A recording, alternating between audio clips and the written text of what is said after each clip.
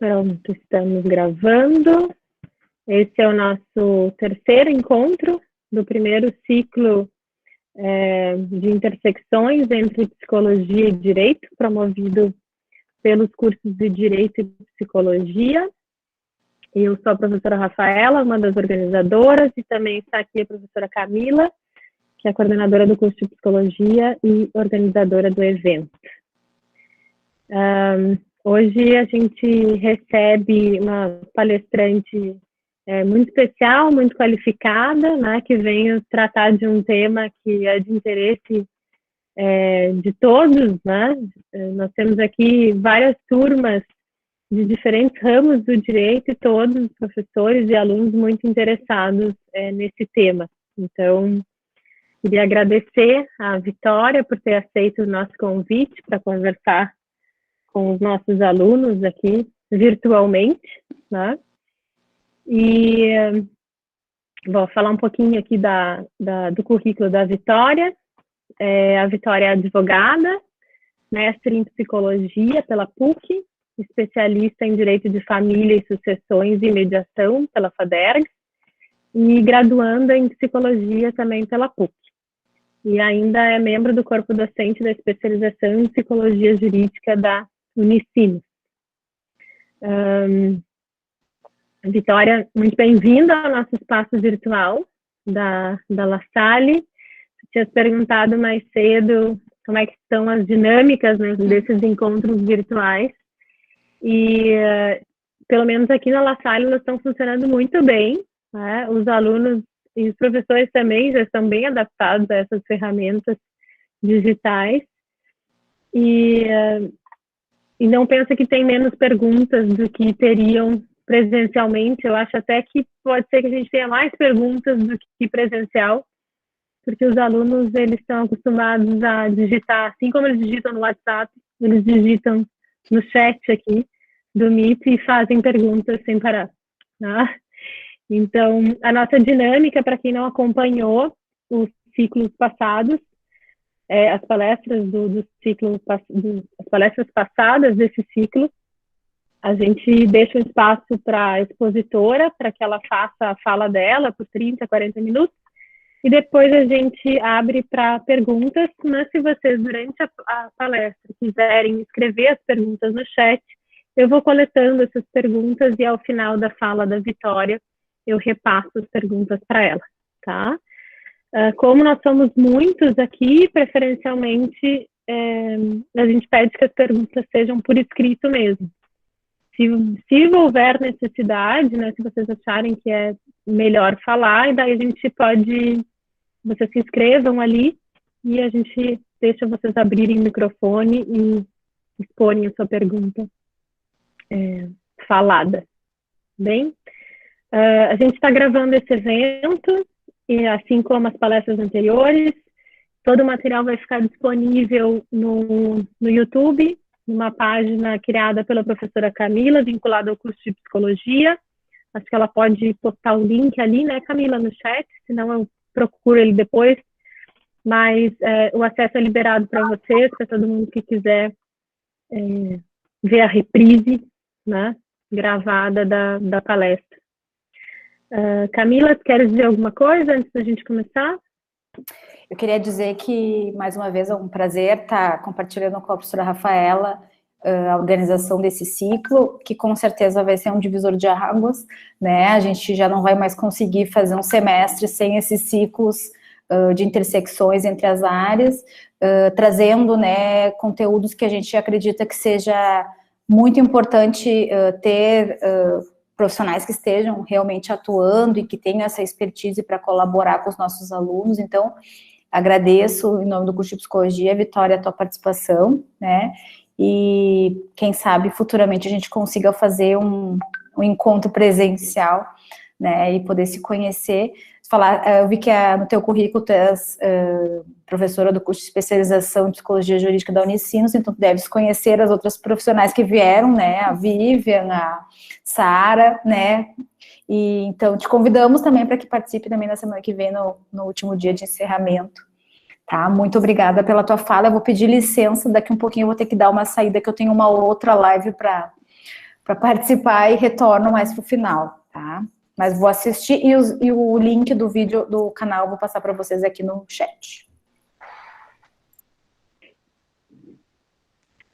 Antes de eu passar a palavra para a Vitória, já que a Camila falou, né, a gente tem mais uma palestra, que é a de encerramento desse nosso primeiro ciclo, que é com a professora Vivian Lago, né, que a Vitória certamente conhece, e essa última fala vai ser no dia 22/6, às 5 da tarde. Né? Então, por conta do horário, os alunos que estão buscando aí uma última oportunidade de horas complementares, talvez seja uma boa maneira de encerrar com chave de ouro aí as suas atividades complementares. Tá?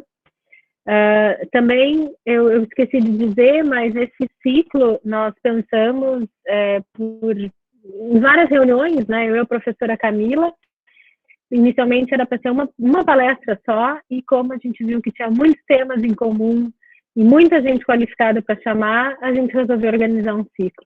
E pessoas em comum, né, Rafaela? Exatamente, exatamente. Pelo menos aí a metade das nossas convidadas, né, nós duas conhecíamos. O que prova realmente que existem muitas intersecções, né, entre o direito e a psicologia. Mas a nossa ideia ainda vai mais além desse ciclo, né? Nossa ideia é projetar um curso de extensão para o segundo semestre, muito provavelmente online, né? Voltados para esses temas tão interessantes aí desses dois campos. Então, sem me alongar muito, eu vou deixar a Vitória à vontade para compartilhar ali. A Vitória vai compartilhar, acho que a tela dela, né, Vitória? Tem uma apresentação. Te agradeço de novo por ter aceito o convite. Eu vou ficar com o meu microfone e com a câmera fechada, tá? E se tiver algum problema no teu som, eu te aviso e qualquer coisa tu me chama também, tá bem? Tá ótimo. Eu vou então compartilhar aqui. Vamos ver se vai dar certo, porque é a primeira vez que eu tô usando o Meet.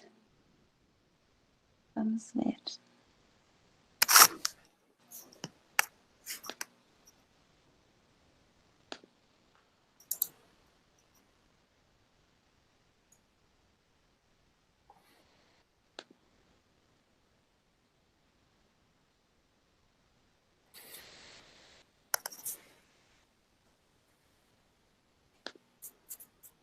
Tá. Por enquanto não está aparecendo. Não tá aparecendo nada? Vê se tu agora. Agora apareceu? Deu. Perfeito. Tá. Aí eu não consigo enxergar vocês, né? Só consigo enxergar a tela ou eu consigo enxergar os dois? Sim, esse é o único defeito de tudo isso. Tá. Mas a Então gente não. te enxerga. Tá. Não, porque eu tenho feito muitos seminários online, mas assim, live é a minha primeira. Então, vamos ver como é que eu vou dar conta dessa novidade aí. Mas eu não podia também passar essa pandemia sem fazer uma live, que é praticamente, né, o que sobrou da pandemia, a gente fazer várias lives. Então, estou bem feliz por esse lado também, além do convite, né? E estrear na live, né, em lives, nesse evento tão legal, tão importante. A psicologia e o direito tem inúmeras intersecções, e a alienação parental e as falsas memórias são temas que eu venho estudando já há bastante tempo e que eu sou muito, muito apaixonada. Então, eu vou tentar trazer para vocês alguns pontos que eu acho importantes, né, que eu considero mais relevantes. E ao final vocês fiquem todos muito à vontade de fazer as perguntas que acharem né, necessárias e a gente continua conversando. Então, só para começar, assim, brevemente, para vocês entenderem de onde que eu comecei a me interessar por esse tema. Como a professora Rafaela disse, né, eu sou advogada, me formei na PUC, logo comecei a trabalhar com direito de família, e aí lá pelas tantas eu tive vontade de fazer mestrado e sempre gostei muito de psicologia e acabei ingressando em um grupo de pesquisa que trabalha com psicologia jurídica e psicologia do testemunho, é o grupo da professora Lilian Stein. E então, nesses 2 anos de mestrado, eu acabei estudando falsas memórias, fiz uma pesquisa experimental com falsas memórias e tentamos também entender a razão pela qual se fala tanto em falsas memórias no fenômeno da alienação parental. Então, a gente vai conversando, eu vou tentar ir construindo isso com vocês para a gente tentar entender o porquê de até muitas pessoas usarem esses dois termos, falsas memórias e alienação parental, como se fossem sinônimos, né? Quando na verdade não são sinônimos, mas um pode estar relacionado ao outro. Então vamos começar. Então, para a gente começar e pensar, a alienação parental já é um tema que vem sendo discutido há muito tempo. E, deixa eu ligar meu cronômetro aqui, porque senão eu me passo. É um tema já que vem sendo debatido, discutido há muito tempo e já não é mais necessário a gente falar tanto dele, né, explicar tanto, porque já é algo que acabou já sendo muito mais abordado dentro do curso de Direito, do curso de Psicologia, do que era antes. Quando eu me formei, em 2008, eu passei a faculdade inteira sem nunca ouvir falar em alienação parental, e depois fui saber o que era isso lá na especialização. Hoje em dia, não, esse tema já foi abordado em novela, né, já transita muito mais na sociedade. Então, todo mundo mais ou menos já sabe o que é alienação parental. Então, é aquele fenômeno, né, que surge normalmente num término de relacionamento, num divórcio, numa separação, geralmente muito litigiosa, em que um dos pais, né, um dos genitores, vai usar o filho como uma ferramenta de vingança, né, entre aspas, para causar dor, causar sofrimento ao outro, ao ex-parceiro. Então, a gente tem que entender que esse fenômeno, né, da alienação parental, ele surge normalmente dentro desse contexto de sofrimento, de crise vital, que é um divórcio, de muitas vezes um divórcio, ali, uma separação que aconteceu com uma traição, com violência doméstica. Então, tem muitas variáveis ali que acabam fomentando um litígio, um mal-estar, uma, né, rejeição, sentimento de rejeição, de traição, de ódio, etc. Então, é dentro desse contexto que normalmente surge a alienação parental. Pela lei, e como tem vários estudantes aí de direito, além da psicologia, eu achei interessante trazer o conceito da lei, que vai dizer que a alienação parental, ou melhor, o ato de alienação parental, é a interferência na formação psicológica da criança ou do adolescente, promovida ou induzida por um dos genitores, pelos avós ou pelos que tenham a criança ou adolescente sob sua autoridade, guarda ou vigilância, para que repudie genitor ou que cause prejuízo ao estabelecimento ou à manutenção dos vínculos com este. Então, não necessariamente só os pais podem ser os alienadores. Qualquer pessoa que tenha a criança sob a guarda, que tenha alguma relação ali de autoridade perante essa criança, como um avô, uma avó, um tio, uma tia, etc. Como é que surgiu, né? Se eu estiver indo rápido demais, vocês me avisem, mas é que essa parte da alienação parental, eu acho que eu vou passar com um pouquinho mais de aceleração para a gente focar melhor nas falsas memórias depois. Então, como é que surgiu essa nomenclatura, né, de alienação parental? Foi um psiquiatra americano chamado Richard Gardner que lá na década de 80 começou a observar crianças e pais que estavam passando por uma situação de divórcio e começou a observar essas famílias, essas crianças em consultório, e ele acreditou que essas crianças muitas vezes manifestavam um quadro sintomático. Então, na visão dele, havia uma síndrome que estava sendo ali estabelecida a partir do comportamento de um dos pais. Ainda que o Richard Gardner tenha sido essa pessoa que cunhou o termo alienação parental, esse fenômeno ele já era abordado e já era também falado muito antes dele, né? Alguns alguns anos antes dele, mais ou menos quase uma década antes dele, por outras pessoas, mas não com esse termo. Então, a importância dele, assim, foi sistematizar essas observações e criar essa nomenclatura. Quais foram, então, esses sintomas que ele observou nas crianças? A gente não precisa aqui falar de todos, mas ali no número 1, né, uma realização de uma campanha de difamação e descrédito do genitor, externada verbalmente e nas atitudes da criança. Então, esses sintomas todos aí do 1 ao 8 são sintomas manifestados pela criança, segundo essa teoria do Richard Gardner. Então, a criança, ela fala mal daquele genitor, ela manifesta um descrédito àquele genitor, ela não sabe justificar a razão pela qual ela está desmerecendo e rechaçando aquele genitor, ela não tem uma ambivalência afetiva, ou seja, ela ama 100% o genitor, um dos genitores, e odeia 100% o outro. Fenômeno do pensador independente, ou seja, a criança diz que aquilo saiu da cabeça dela, que não teve influência de ninguém. O apoio incondicional à figura amada. Não sentir culpa, não manifestar culpa por esse rechaço, por essa rejeição ao genitor. E ali no número 7, que eu deixei já em negrito e sublinhado, porque é o que a gente vai depois retomar um pouquinho mais à frente, que é a aparição no relato de situações que não ocorreram ou das quais a criança não poderia se recordar. Então, muitas vezes a gente vê, quando lá a criança, dentro de um processo, lá de uma separação, em que é feita uma avaliação psicológica dessa criança que supostamente está sendo vítima de alienação parental, muitas vezes aparecem falas do tipo, meu pai nos abandonou, ou até esse não seria o melhor exemplo, mas assim, meu pai, que nem já aconteceu num caso que eu atuei, meu pai quebrou a nossa televisão, ou quando eu era pequena, meu pai me deixou cair no chão, eu me lembro.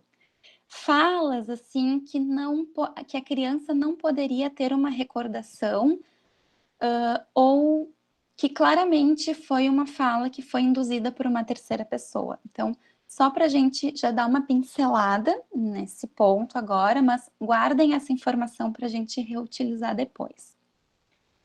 E ali no último sintoma, a extensão da animosidade aos demais membros da família. Essa síndrome, né, que o Richard Gardner ele denominou de síndrome de alienação parental, ela sofre muitas críticas, tá? E elas são críticas realmente com um fundamento muito importante que a gente tem que sempre ter em mente para não cair também no senso comum ou num descuido que acabe, em vez de proteger as famílias e as crianças, acabe acontecendo o contrário. Quais são as críticas a essa teoria do Gardner? Primeiro, que seria desnecessário se patologizar mais um fenômeno, né, mais um fenômeno infantil, criar mais uma síndrome mental infantil que pudesse ser medicada, por exemplo. Então, essa patologização desnecessária. Tanto que até hoje nenhum manual das doenças mentais, do DSM, por exemplo, tem a síndrome de alienação parental como um diagnóstico mental. Tá? Existe muita discussão, existem muitos artigos nos dois sentidos, pessoas dizendo que tem que ser reconhecida, pessoas dizendo que não, mas prevalece ainda essa visão de que não há por que se patologizar isso. Uma outra crítica é de que, num divórcio, é muito frequente que os filhos acabem se aliançando a um dos pais sem que isso tenha, de fato, o outro por trás desse comportamento. Então, por exemplo, um divórcio em que os filhos são já adolescentes, em que eles vivenciaram ali todo o divórcio dos pais, em que eles sabem a razão pela qual acabou o casamento. Então, digamos que tenha havido uma traição do pai contra a mãe. Então, pode ser que esses filhos acabem se aliançando a essa mãe como uma forma até de reparação, entre aspas, do que aconteceu. Muitas vezes a criança pequena também, ela acaba, de alguma forma, dependendo da etapa do desenvolvimento dela, ela acaba também tendo essa tendência a se aliançar ao pai ou mais à mãe, dependendo da situação. Então, não necessariamente a aliança a um dos genitores, o rechaço ao outro, tem um fundo de alienação. Às vezes é um fenômeno natural ali, causado pelo final do divórcio, mas que vai depois se naturalizar. E as críticas que eu acho mais importantes, né, que eu sempre gosto de pisar muito em cima, assim, destacar bastante, é a questão da possível incitação à violência de gênero e à desproteção das crianças vítimas de abuso sexual, né? Por quê? Porque a gente não pode cair naquele erro de que quando uma denúncia, né, uma denúncia de abuso sexual, de maus tratos, aparece dentro de um contexto de alienação parental, que necessariamente está havendo uma mentira, né, que necessariamente está havendo uma alienação parental. Então, se essa denúncia, se essas alegações, elas surgem num contexto de divórcio, de briga, de litígio, em que há alegações de alienação parental, ainda assim, a gente precisa parar e avaliar a situação com muito critério, com muito cuidado, porque o abuso sexual infantil, ele acontece numa frequência assustadora, principalmente dentro de casa, por pessoas nas quais a criança tem uma confiança muito grande. Então, ainda que as falsas acusações, as falsas alegações de abuso sexual existam, a gente nunca pode descartar um abuso sexual real.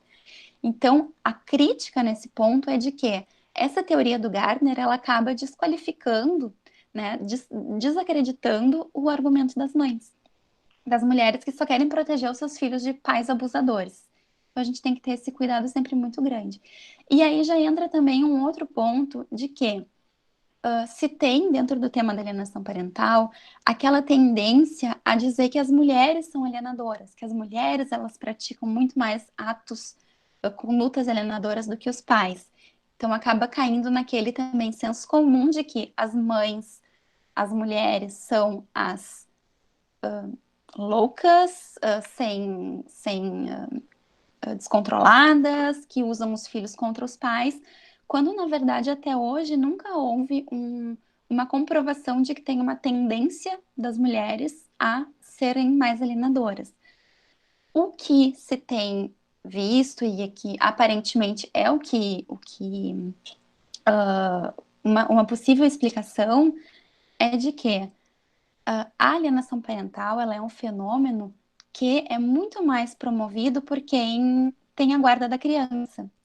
Então, as mães tendo a guarda da criança, na maioria das vezes, ainda, né, se bem que isso já vem mudando, já vem sendo muito mudado e questionado, ainda assim são elas que têm uma tendência maior a cometerem condutas alienadoras.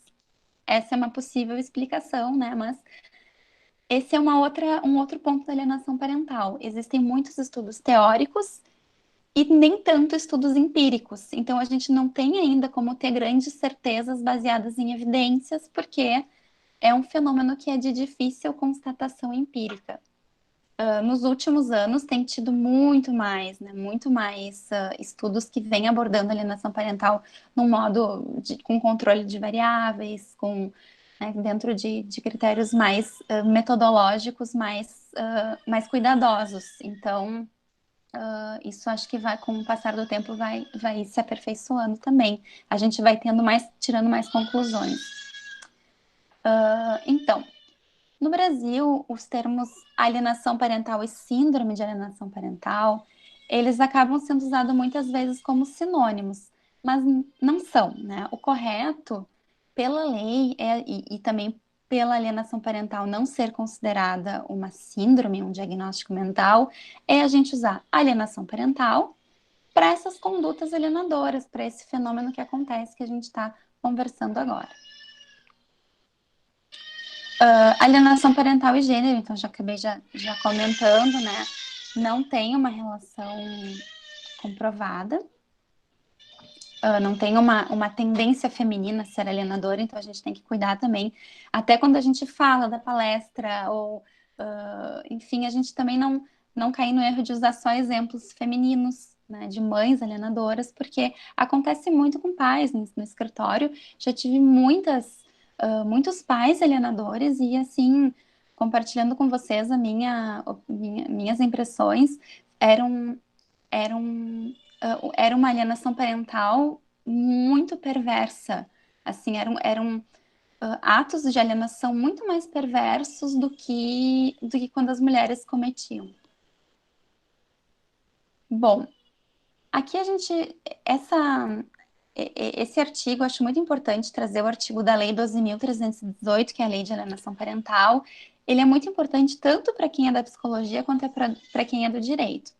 Porque fala ali que a perícia ela vai ser realizada por um profissional que tenha... eu estou lendo ali o parágrafo 2º, tá?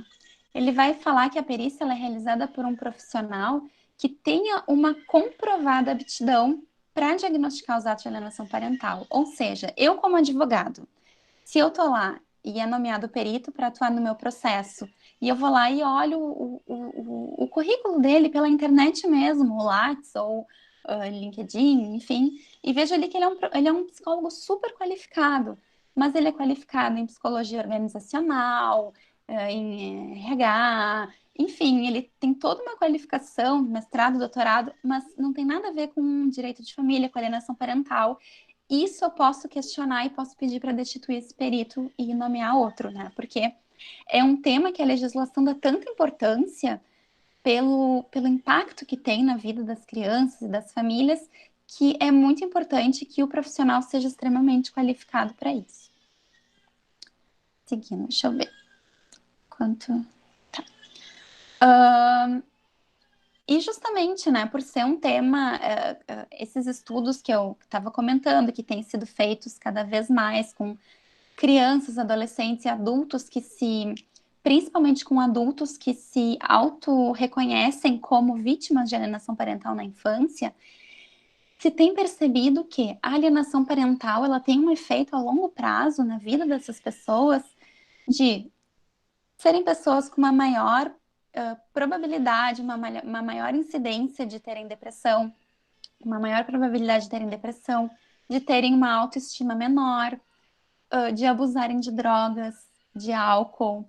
E também quando essas pessoas avaliam a sua qualidade de vida subjetiva, né? Ou seja, o quanto eles sentem que a sua qualidade de vida é boa, a sua felicidade, o seu bem-estar na sua vida, eles acabam avaliando esse bem-estar subjetivo de uma maneira menor.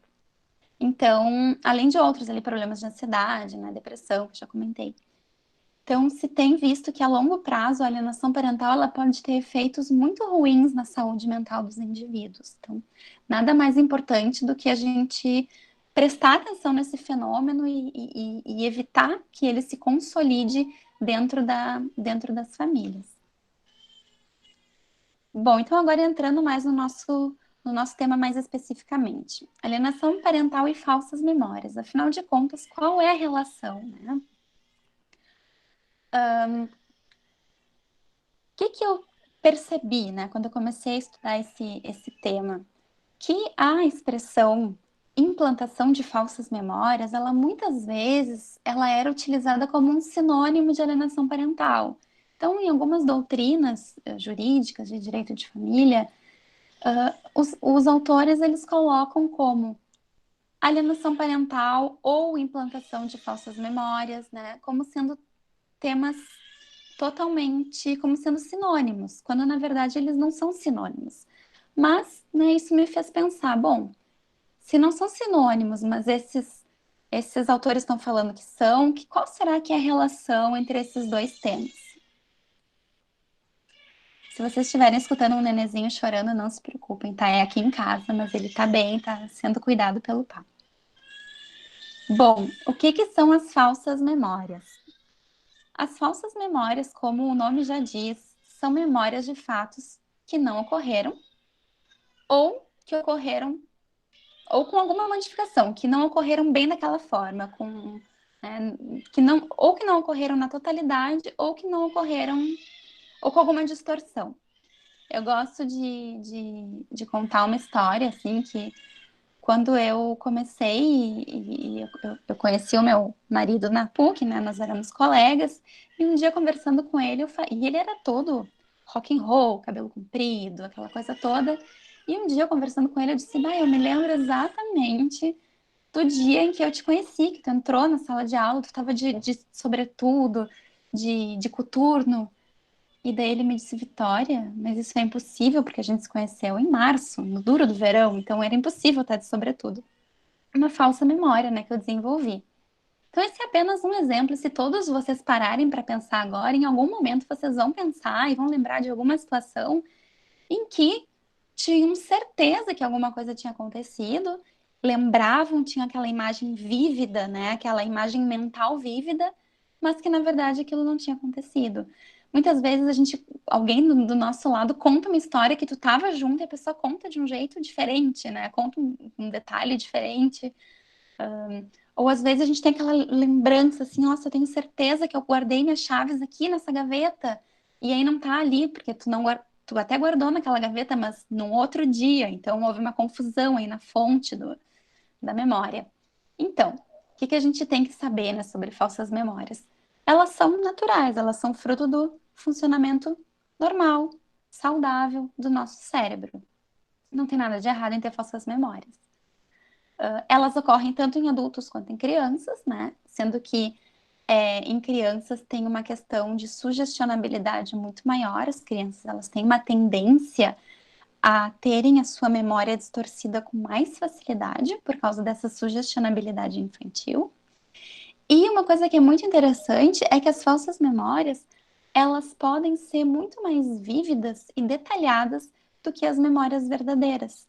E aqui a gente tem uma coisa muito também que tem uma relevância aí para o pessoal do processo penal, que é muitas vezes num processo, né, num reconhecimento, ou quando alguém está dando um depoimento, uma testemunha, é comum que o juiz pergunte qual é teu nível de certeza nisso que tu está me contando. Ou quando alguém faz um reconhecimento de um suspeito, perguntam de 0 a 10, quanto de certeza tu tem que foi ele que te assaltou?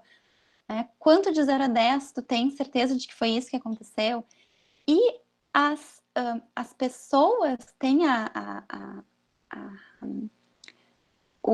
tendência a achar que quanto mais confiança se coloca, né? Quanto mais confiança se tem quanto mais assertivo tu é dizer, eu tenho 100% de certeza que isso tem mais tendência a ser verdade. Mas uma memória falsa, ela é muito vívida e as pessoas muitas vezes têm a tendência a ter um nível de certeza muito grande de que aquilo é verdade, de que aquela memória não é falsa. Então, olhem só que repercussão que isso tem, né? Os juízes muitas vezes acabam medindo um depoimento, uma inquirição, pelo grau de certeza que a pessoa tem naquilo que ela está dizendo, né? E muitas vezes ter um grau de certeza muito alto não é equivalente àquilo ser verdadeiro de fato. As falsas memórias também temos um grau de convicção muito grande de que elas aconteceram. As falsas memórias também podem decorrer de fatores internos ou externos ao indivíduo, ou seja, elas podem ser espontâneas ou sugeridas. Agora a gente vai falar um pouquinho mais nisso.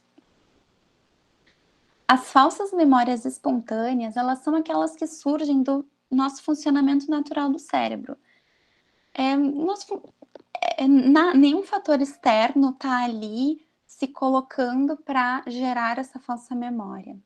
É natural que elas aconteçam. Alguns autores vão também chamar de autossugeridas, né? Mas a nomenclatura mais correta hoje é se falar em falsas memórias espontâneas. As falsas memórias sugeridas, por outro lado, elas são aquelas em que existe um fator externo que está agindo para que essa falsa memória aconteça. E isso tem uma relação com a alienação parental, porque a criança que está sendo vítima de alienação parental, ela muitas vezes, por causa justamente da forma com que esse fenômeno se estabelece, ela acaba sendo exposta a alguns fatores que podem fomentar, que podem facilitar o surgimento de uma falsa memória. Uma falsa memória sugerida, por exemplo, a gente poderia pensar lá quando uma criança, aqui a gente está falando de criança, mas isso vale para adulto também. Quando uma pessoa está sendo entrevistada, pode ser numa entrevista pela polícia, pode ser num depoimento, pode ser no caso da criança no depoimento especial. Então, a forma com que as perguntas são feitas podem inserir informações novas à memória e isso ser recuperado depois. Por exemplo, uma criança está lá, e isso eu vou falar de uma entrevista, um depoimento especial que eu encontrei certa vez no site do tribunal ali, que tem teve assim, toda a transcrição do depoimento especial, e aí era uma assistente social fazendo as perguntas para a criança, e lá pelas tantas, enfim, a criança estava contando que lá determinada pessoa tinha tocado nela, e aí lá pelas tantas a assistente social pergunta, e na bunda ele colocou alguma coisa? Então, essa pergunta, ela é totalmente sugestiva, a criança em nenhum momento tinha falado disso antes, né? Então, esse tipo de informação nova, ela pode ser incorporada à memória da criança e depois ser recuperada como se fosse uma memória verdadeira, sendo que foi uma alteração da memória, tá? Acho que depois isso vai ficar um pouco mais claro, mas se vocês quiserem que eu volte nisso depois, coloquem ali nas perguntas que a gente retoma. Bom, a alienação parental nos processos judiciais, ela normalmente aparece de duas formas, né? Em duas áreas principais. No direito de família e no direito penal. No direito de família, a gente vai pensar lá nos casos de separação, divórcio, dissolução de união estável,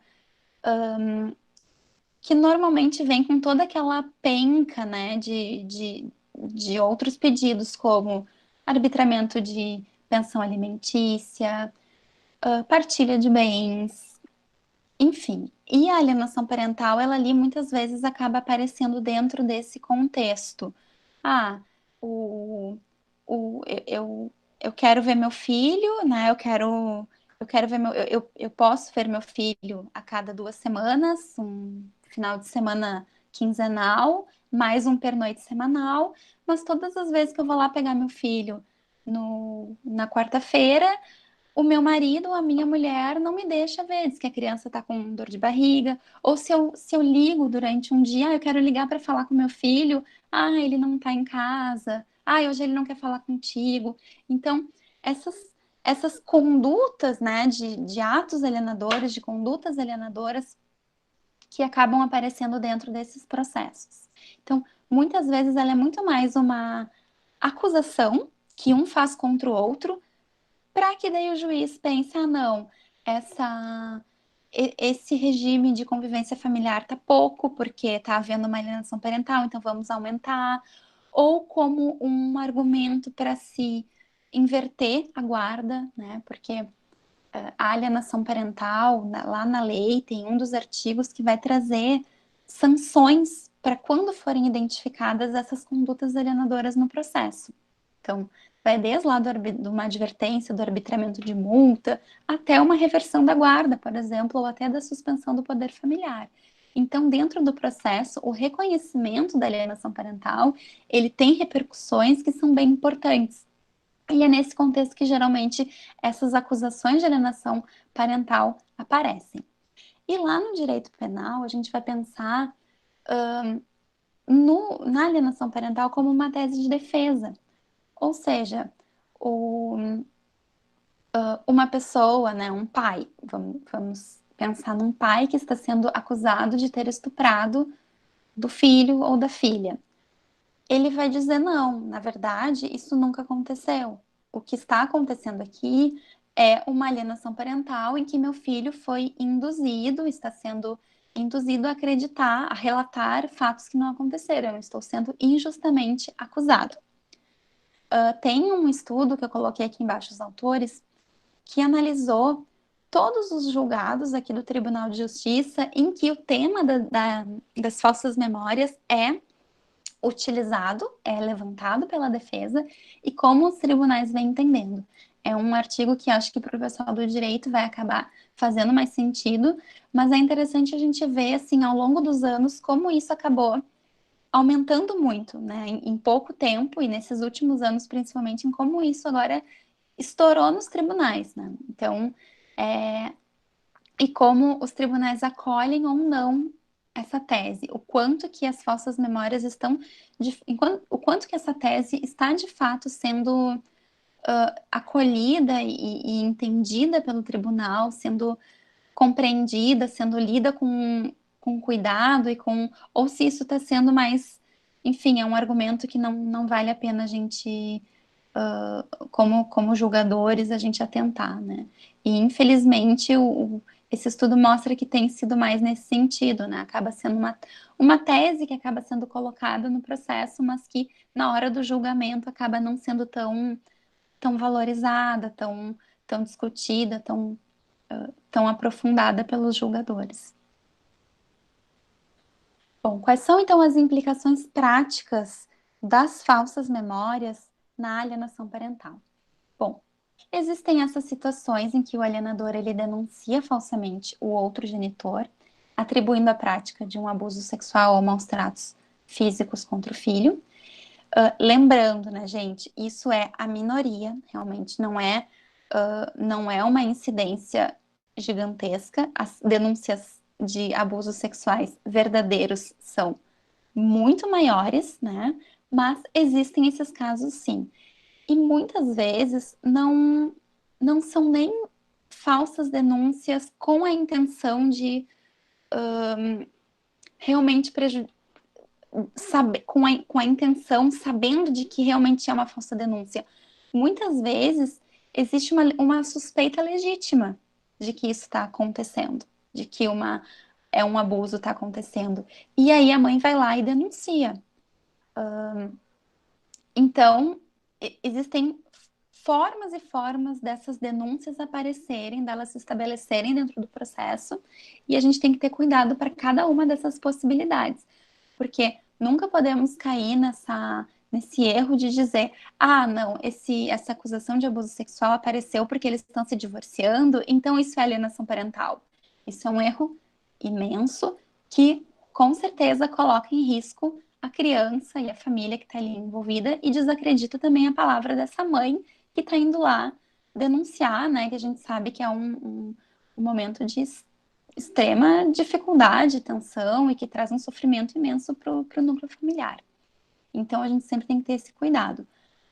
Também é muito difícil a gente conseguir uma estatística mais certeira dessas falsas denúncias, porque tem muitos pormenores aí que, por exemplo, quando uma pessoa é absolvida por insuficiência de provas, ela vai entrar nessa estatística de falsas denúncias, sim ou não? Então, é muito difícil a gente ter uma estatística certa, né, de falsas, do quanto essas falsas denúncias acontecem. Mas se estima que, nos casos de violência física, aí, violência sexual principalmente, não existem indícios materiais, vestígios materiais dessa violência em quase 100% dos casos. Lá em 96% dos casos não existe nada, não existe no exame de corpo de delito não vai aparecer ali material genético da pessoa, por exemplo, sêmen, para se ter uma prova de DNA, não vai aparecer uma ruptura da pele, né? Então, não se tem nada, nenhuma comprovação material daquela violência. O que sobra é o que a criança relata que aconteceu com ela. Então, o que sobra é a memória da criança, porque o depoimento, o depoimento sem dano, o depoimento especial, nada mais é do que a memória daquilo que a criança lembra dos fatos. Então, a gente cai nesse ponto. A memória da criança vítima de alienação parental, será que ela é confiável? Né? Sim ou não?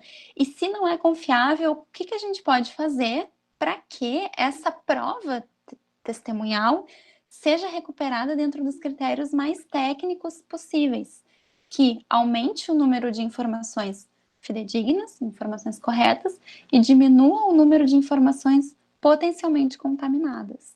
Então, a gente pode pensar numa situação em que uma pessoa, e aqui eu vou usar a mãe, né, porque quando se usa em casos de estupro, a gente sabe que são num percentual muito maior cometidos por homens, né, do que por mulheres. Então, vamos pensar num caso em que uma mãe chega e denuncia o pai por uma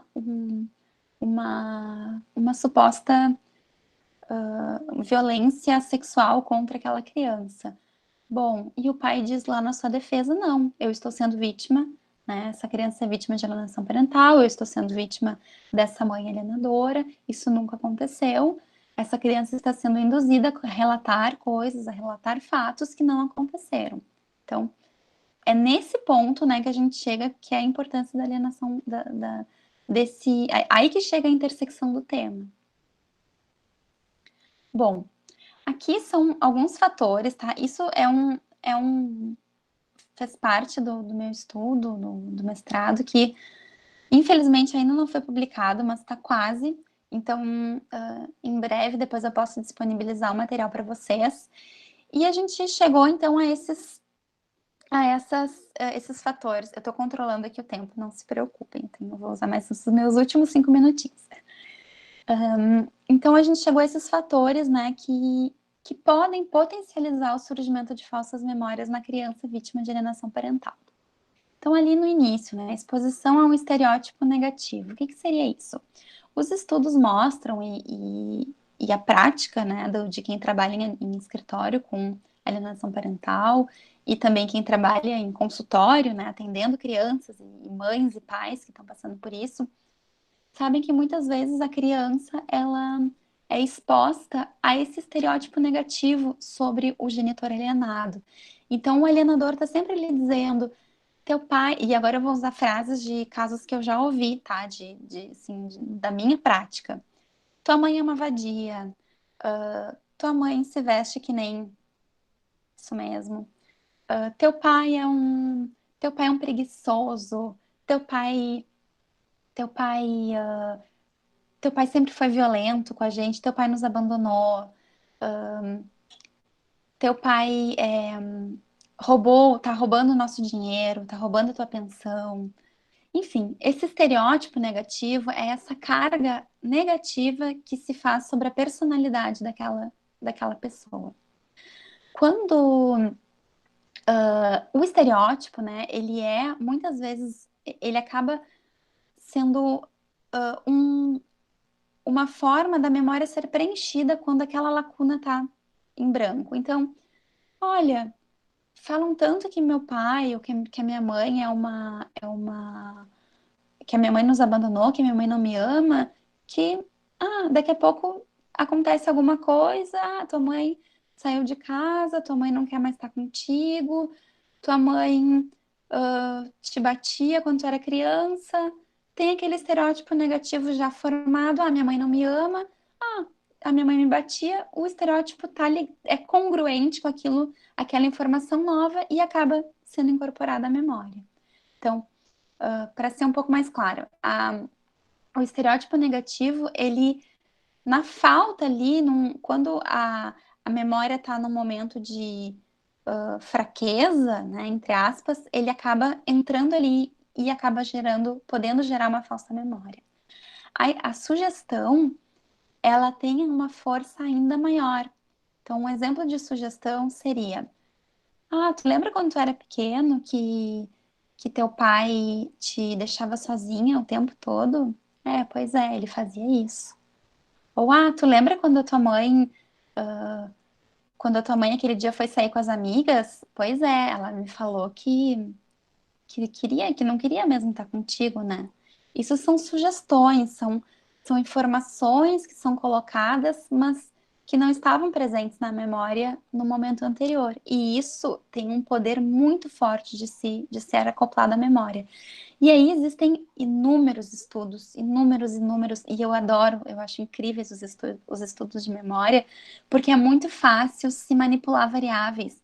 E aí, bom, seria tema para uma outra live de mais 2 horas só para falar sobre os estudos em memória. Então, esses fatores, os estereótipos negativos, as sugestões, eles têm um impacto muito grande para serem incorporados, para incorporarem informações novas na memória daquela criança. Outro fator seria a figura de autoridade, ou seja, quem está passando essas informações, quem está trazendo essas informações novas, esse estereótipo, essas sugestões, é uma figura em quem a criança tem uma confiança enorme. Então, os estudos também mostram que quando uma informação é trazida por um adulto no qual a criança tem uma confiança maior, como o pai, a mãe, uma professora, por exemplo, ela tem uma tendência muito maior a aceitar essas informações como verdadeiras, né? Então, aí tem mais um fator que vai ter um peso aí dentro desse fenômeno. E, por fim, também a ausência de contra-exemplo, que seria naqueles casos em que a criança já está, de fato, não rechaçando aquele genitor, não querendo mais ir com esse pai, com essa mãe, em que essa rejeição já chegou num nível mais consolidado, ela não vai ter a possibilidade de, com as suas próprias experiências, contradizer aquilo que foi colocado a ela. Então, ela estabelece esse quadro de ódio, de entender aquele pai ou aquela mãe como uma pessoa a ser temida, como uma pessoa que tem que ser rejeitada, mas ela não consegue, com a sua própria experiência, ter a oportunidade de ver que não é bem assim. E aí se estabelece aquele quadro de ambivalência, de ausência de ambivalência afetiva, né, em que tu ama 100% um e odeia 100% o outro. Outros fatores que são bem problemáticos, então, é a questão da passagem do tempo, né? Quanto mais o tempo passa, mais difícil fica para a gente relembrar das coisas e a memória fica mais suscetível a distorções. Aqui a gente não... 41 minutos, já tô encerrando. A gente pode pensar na nossa memória como aquele extrato de banco, né? Que hoje em dia não existe mais, porque a gente não paga mais conta no caixa eletrônico, mas aquele extrato que a gente pega, assim, no início tu lê todas as letrinhas, tá tudo certinho ali, tu enxerga ali teu saldo, tudo bonitinho, e com o passar do tempo ele vai ficando mais fraquinho, e chega no final, tu sabe que tem coisas escritas ali, mas ele tá bem apagado. A nossa memória funciona assim, né?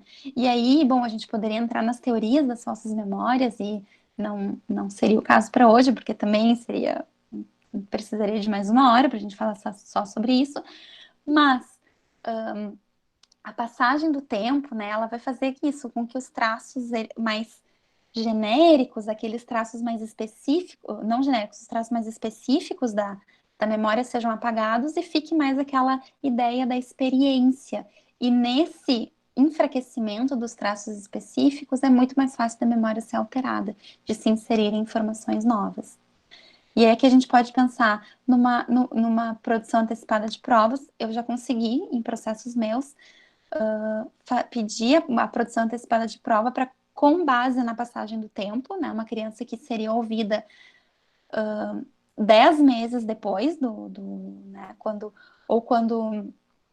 só quando fosse instaurado um processo criminal, e aí nós pedimos uma produção antecipada de provas para que ela fosse ouvida pelo depoimento especial imediatamente, porque se para uma criança ali de 3, 4 anos, 3 meses, 4 meses já é um período enorme, né, muito deletério para a memória. As entrevistas sugestivas, então aquelas com muitas perguntas sugestivas, induzindo a pessoa, a criança, a relatar fatos, né, trazendo informações novas que não foram colocadas pela criança. Isso pode fazer com que essas informações colocadas durante a entrevista sejam posteriormente, né, recuperadas como verdadeiras. E técnicas inadequadas de entrevista investigativa. Então, por exemplo, hoje já se sabe que aqueles ou enfim, existem muitos estudos que indicam, né, que colocam que, por exemplo, aqueles bonecos que a gente usa muito na terapia de crianças, né, que é a família terapêutica, os bonequinhos que tem ali a calça, tu tira a calça, tem os órgãos sexuais, tem o vovô, a vovó, o papai, a mamãe. Esses bonecos, eles são uma ferramenta extremamente rica para terapia de crianças, mas no contexto de uma entrevista investigativa em que é preciso recuperar a memória da criança, os estudos científicos têm mostrado que eles não são tão adequados assim, né? Porque a criança pode fantasiar ali em cima e então não seriam adequados. Então, técnicas inadequadas. Então, para finalizar, mais entrevistar crianças, né? Então, aqui eu não estou falando de avaliação psicológica, tá? Para o pessoal da psicologia, a avaliação psicológica ela vai acontecer dentro de um contexto, mas entrevistar crianças ali num depoimento especial, por exemplo, né? Que não tem a ver com a avaliação psicológica, a perícia psicológica que se faz no processo. Mas ele precisa acontecer com critérios muito importantes, né, muito cuidadosos, uma metodologia muito criteriosa. Então, por exemplo, aquilo que eu estava falando dos bonecos, que é inadequado, né, se aparentemente é inadequado, a sala tem que ser sem excesso de brinquedos, sem distrações, um ambiente silencioso, enfim, esse setting da entrevista investigativa com crianças tem que ser muito cuidadoso, as perguntas têm que ser adequadas. E aqui embaixo tem um exemplo que é a única fotografia, até se alguém aí tiver dos professores uma foto melhor, mais fidedigna de uma audiência de depoimento especial, por favor me passe, porque eu sempre coloco essa para os alunos, porque na ausência de uma outra melhor. Então, aqui é uma possibilidade, né, que hoje em dia é a regra, porque a lei estabelece que as crianças têm que ser ouvidas mediante depoimento especial. Então, ela fica numa sala com um assistente social psicólogo e a audiência vai acontecendo no outro. E aí tem que haver o filtro dessa assistente social psicóloga para colocar as perguntas para a criança de uma maneira adequada, sem sugestões, sem indução, né, etc. Então, a psicóloga, ou o psicólogo, o assistente social, esse filtro do juiz, né? Teria que ser o filtro do juiz. Então, no caso da alienação parental, uma possibilidade para reduzir e para a gente pensar, tanto os psicólogos que estão trabalhando na avaliação psicológica desses casos, quanto os advogados que estão atuando de um lado ou de outro, né, tanto defendendo quem acusa ou quem é acusado, uma possibilidade, uma proposta, né, de atuação seria a gente verificar o que desses fatores estão aparecendo, né, o quanto que essa criança está sendo induzida a acreditar em coisas, quanto tempo se passou, como é que essa criança foi ouvida, o quanto que a mãe ou o pai compartilhou com essa criança do processo, tem que pegar o depoimento especial da criança e olhar e destrinchar as perguntas, olhar essa pergunta é inadequada, essa pergunta é sugestiva, essa pergunta é adequada. E aí também uma sugestão já de um tema para um outro encontro é só a gente falar dos tipos de perguntas, né? Porque existem muitos tipos de perguntas. Eu acho que eu me alonguei já demais. 47. E, enfim, a gente pensar em todos esses fatores e não é um tema de fácil resolução. A gente nunca vai conseguir, como psicólogos, dizer o abuso aconteceu com certeza, ou essa criança, ela com certeza está sendo vítima isso foi um falso abuso com certeza, ou isso foi um abuso real com certeza. Não existe essa possibilidade, a não ser que tenha ali uma prova, uma foto, um vídeo, né, que comprove, senão a gente cai na prova testemunhal, que a gente sabe todas as problemáticas envolvidas. E assim, para finalizar, eu quero mais uma vez reiterar e frisar a importância nesse tema, a gente não cair nesse senso comum de que, só porque é um processo em que há uma alienação parental, necessariamente essa acusação de abuso sexual é falsa. Isso seria um descuido muito grave da nossa parte como profissionais. Sempre a possibilidade de um abuso sexual tem que ser considerada, avaliada e descartada, né? Para depois a gente pensar em uma alienação parental. Porque o bem-estar da criança, a integridade física da criança tem que acontecer em primeiro lugar. E aí, então, para finalizar, a gente fica com aquela pergunta, né? O que é como que isso se aparece, né? Porque tu ser acusado, uma criança ser acusada de um pai ou uma mãe ser acusado de um falso abuso e ser falsamente condenado é algo terrível. Por outro lado, uma criança estar sendo vítima de alienação parental e acreditar que seu pai ou sua mãe cometeu um ato tão pesado, tão grave contra ela, também é muito ruim, né, para a saúde mental dessa criança. Então, fica aí um alerta para a importância de quem for atuar nessa área para tomar todos os cuidados, se qualificar muito, ter todos os cuidados éticos na elaboração dos documentos, quando a gente fala para o pessoal da psicologia.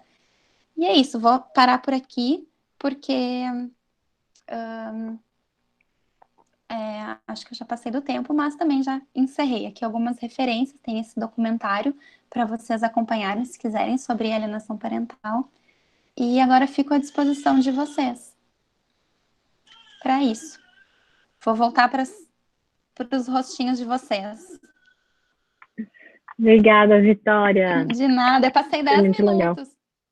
Não era tão cronometrado assim, não te preocupa. E só assim, eu vou ter que pedir licença aqui para vocês de ir dando um refilzinho de mamar aqui, porque o moço tá muito brabo, não quis tomar mamadeira, ele tá furioso ali atrás, já recebi um WhatsApp aqui do pai dele dizendo que não deu a mamadeira, então vou acompanhando aqui falando, mas vamos ter que dar um jeito aqui. Vai lá alimentar o Belinho. Não, ele vem aqui. Ah, então tá. Vitória, só vou te pedir para tu parar o compartilhamento de tela. Ah, porque eu tô aqui. Uhum. Deixa eu ver como senão é que eu a gente fica... É só encerrar ali, tu vai... Isso mesmo. A gente já está recebendo aqui os aplausos virtuais, né? Porque agora os aplausos também vêm pelo chat. O pessoal abriu a câmera aí para te aplaudir, mas também mandou por aqui. Muito obrigada pelos aplausos virtuais. Meus primeiros aplausos virtuais da vida. Certamente não serão os últimos, olha, porque tem live para a gente participar, né? Eu coletei algumas perguntas agora, até eu acho que eu posso começar aqui pelas 3, 4 primeiras que eu localizei, e depois eu busco mais umas que acho que foram as últimas aqui a chegar. Mas, bom, muitos elogios, o pessoal segue aplaudindo aqui com as mãozinhas e também por escrito. Adoraram a tua fala. E obrigada mesmo, Vitória. Foi muito, muito clara e muito precisa, assim, né? Foi bem... Até eu fiquei com umas curiosidades para te perguntar aqui, mas eu vou deixar para fazer as minhas perguntas mais para o final. Eu vou resgatar, então, aqui o que eu já localizei, tá? Daí tu tem o teu tempinho aí e eu vou lendo aqui o que o pessoal postou. Primeiro foi o professor Evandro aqui, enquanto tu estava explicando o que era, né, falsas memórias, ele fez uma pergunta rapidinha aqui, só perguntando se seria uma espécie de déjà vu, né, Evandro? Acho que foi isso, né, com relação às falsas memórias que tu estavas colocando essa questão. Mas fica tranquila que eu vou te botando mais algumas e daí depois tu responde, tá? Combinado. Depois, a Sabrina Machado, na verdade, ela contou um caso aqui e ela queria saber se enquadra numa hipótese de alienação. Ela disse que um amigo, quando eles eram adolescentes, os pais se separaram porque o pai colocou um detetive atrás da esposa, acho. O detetive gravou ela entrando num motel com outra pessoa, com um amante, e com a gravação em mãos, o pai mostrou para ela e mostrou a mãe para o menino, e ele ficou anos tratando mal a mãe, não querendo contato e com a mãe e ficando ao lado do pai. Daí ela pergunta se o fato de ele ter mostrado essa gravação também poderia ser entendido como alienação. Bem no fim da tua fala, tu começaste a falar da questão das perguntas, né, das sugestivas ou não. E a Dirce perguntou exatamente isso, né, se tu poderia dar um exemplo de perguntas não sugestivas. Claro. Né? E a última que eu apanhei aqui foi a da Maria Eduarda Rodrigues. Ela pergunta qual seria a explicação para crianças que sofrem abusos ou violências, mas acabam por não ter lembranças. Até essa aí é boa, uma pergunta boa também. Dá para tu continuar falando mais uns bons minutos.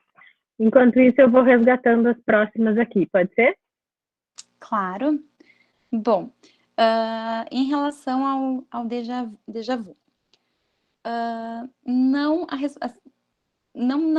tem relação entre os fenômenos, tá? Existem vários estudos, assim, que tentam entender o que é esse déjà vu. Até hoje não se sabe ainda muito bem o que acontece em termos neurológicos, né? E tem inúmeras explicações que daí também eu nem saberia adentrar para esmiuçar. Mas as falsas memórias, elas têm até alguns estudos mais neurológicos que tentam entender lá a base química das memórias, acabam até mostrando que as falsas memórias, as memórias verdadeiras, elas têm até uma similitudes naqueles exames de imagem, né? Então, são até a base química ali, bioquímica, pode ser parecida, né? Entre uma memória verdadeira e uma memória falsa. A falsa memória, ela é uma memória como outra memória, só que ela é uma memória de algo que não aconteceu. É uma memória de algo que não aconteceu bem daquela forma. E agora vai acontecer com vocês todos, assim, daqui a pouco. Hoje mesmo, aqui em casa, a gente estava conversando sobre uma série, e aí o meu marido falou, isso aconteceu no primeiro episódio, eu tenho certeza. Eu disse, não, aconteceu lá no quarto episódio. Não, mas eu lembro. Não, tu não lembra, isso é uma falsa memória. Tu lembra, mas tu tá lembrando errado. Então agora vocês vão começar a se dar conta disso, que muitas vezes vocês têm lembranças de coisas que não aconteceram. E é normal, gente, não se preocupem, é super normal. É saudável. Respondi, professor? Que bom. Sobre o exemplo, o episódio do detetive, eu acredito, né, que se isso aparecesse dentro de um processo, ou enfim, isso poderia aparecer num processo como um exemplo de uma conduta alienadora, porque claramente ali o que foi feito, né, foi mostrar essa filmagem, essas fotos para esse filho, com a intenção de fazer com que ele não, enfim, rechaçasse aquela mãe, né, criasse tivesse uma imagem ruim dela, né. E a gente pode pensar assim, que a alienação parental, e a lei aqui de alienação parental, ela pune ou ela estabelece essas condutas alienadoras. Aquele teórico que eu falei para vocês lá no início, o Richard Gardner, ele dizia assim que a alienação parental, ela pode ser leve, moderada ou grave. A leve é quando ainda o convívio da criança com o pai, ele pode acontecer, ele está acontecendo, ele ainda acontece apesar dessas condutas alienadoras, e a grave seria o outro extremo dessa, né, desse contínuo, em que a visita, o convívio entre a criança e o pai, ou a criança e a mãe, não é mais possível porque o rechaço, a rejeição já é tão grande, esse quadro de alienação já se estabeleceu, né? Então, o fato de mostrar essas fotos para o filho é uma conduta, sim, de alienação parental, é um comportamento alienador, porque o objetivo é fazer com que ela não queira mais se aproximar daquela mãe por causa disso, né? E existem assuntos que não devem ser compartilhados com os filhos, né? Esse seria um deles. Qual era a terceira pergunta? Eu anotei aqui, mas eu não consigo, não entendi o que eu escrevi.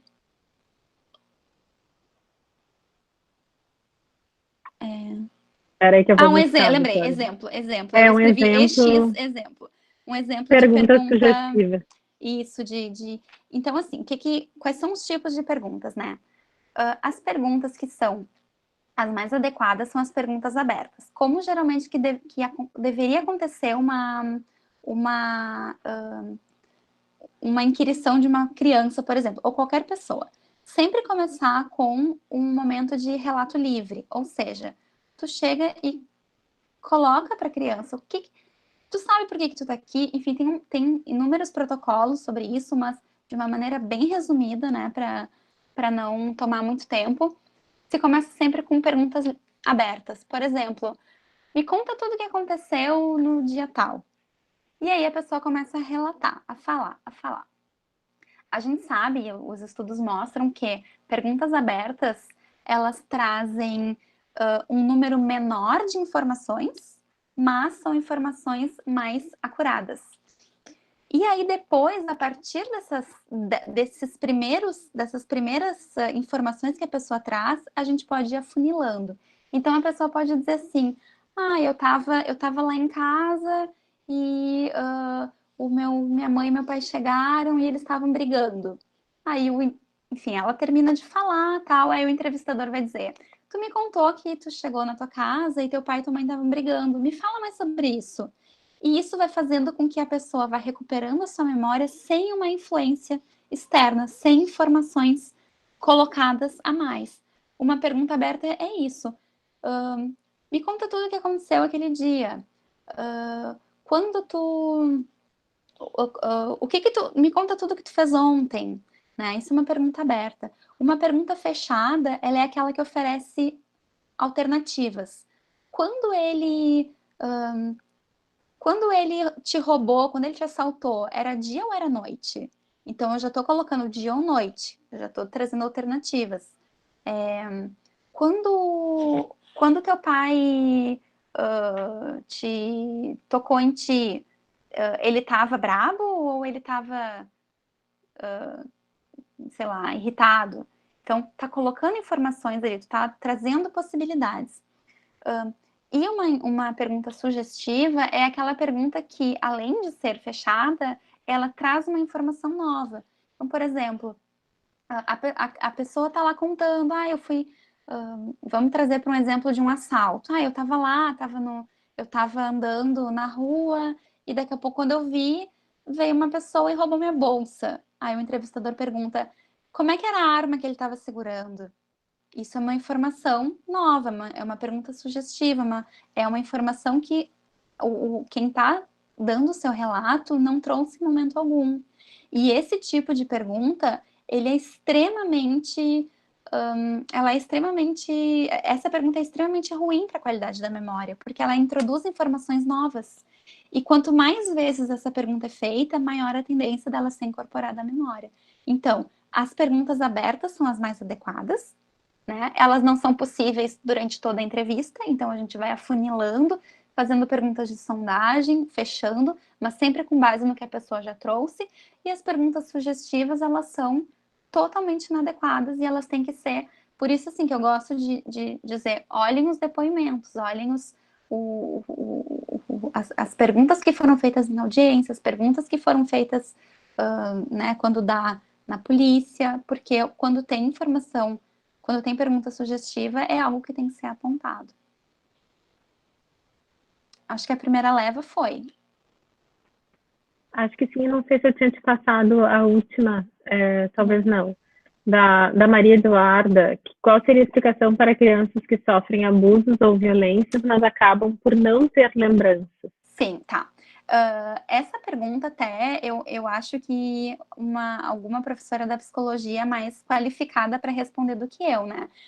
Mas o que acontece é que muitas vezes, diante de fatos muito traumáticos, é possível que se desenvolva um certo tipo de amnésia, né? Que essa memória ela não seja prontamente recuperada. Isso acontece em fatos, né, em episódios muito de muita de um grau de emoção, né, muito grande, como um abuso, um trauma realmente. É possível se desenvolver um tipo de amnésia específico, mas também a nossa memória, ela muitas vezes ela não está acessível, né? E claro, quando passa muito tempo, ou daqui a pouco vocês podem ver, tem episódios que a gente não lembra no momento, mas daqui a pouco, depois de um dia, de outro, ou do nada, a gente acaba lembrando, porque a memória ela fica acessível às vezes e às vezes não. E os protocolos de recuperação da memória, eles usam justamente isso, esses caminhos que são possíveis, que podem ser que a gente pode ir percorrendo até se chegar naquilo que se quer. A entrevista cognitiva é um tipo de entrevista que se mostra mais eficaz para isso, porque aquela é o tipo de entrevista que tem uma fase de recriação do contexto, em que a pessoa que está sendo entrevistada, ela volta para o contexto em que ela adquiriu aquela memória. Isso é uma coisa que a gente acaba fazendo de uma forma muito intuitiva. Quando, por exemplo, tu tá lá no teu quarto e tu pensa, vou lá na cozinha pegar uma colher. Aí tu chega na cozinha e pensa, meu Deus, o que eu tinha que pegar aqui mesmo? A gente intuitivamente volta pro quarto. Quando a gente chega no quarto, era a colher. Por quê? Porque tu volta pro contexto em que tu codificou aquela memória.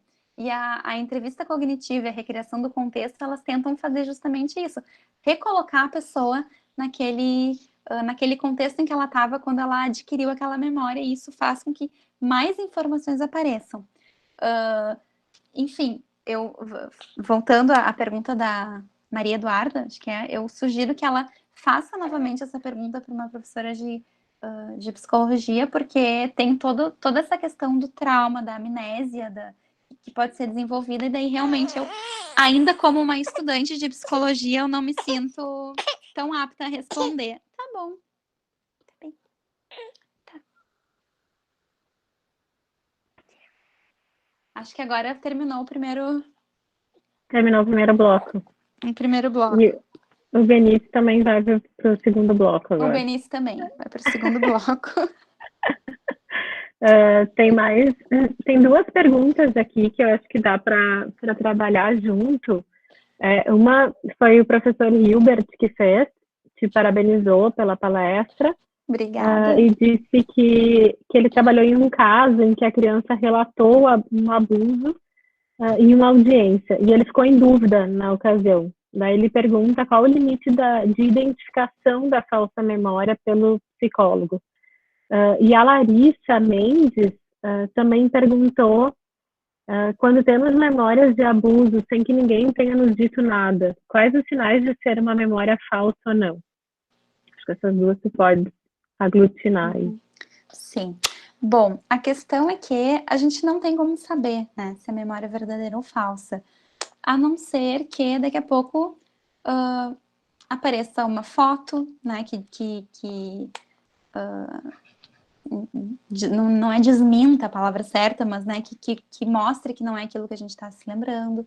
Ou tem um estudo que é maravilhoso, assim, que foi feito com adultos. Eles pegaram fotos desses adultos quando eram crianças e fizeram uma montagem num balão, desses balões de ar, e mostraram para esses adultos e disseram: me conta tudo que tu lembra sobre essa vez que tu andou de balão, quando tu tinha 4 anos. E os adultos começaram a contar coisas, contar e lembrar, com memórias vívidas daquele episódio. Esse é um desses estudos maravilhosos de falsas memórias. E começaram a contar. E mesmo depois os pesquisadores dizerem: olha, isso aqui foi uma montagem que a gente fez com a tua foto de criança, né, com o auxílio da tua família e tal, eles continuavam com essas lembranças.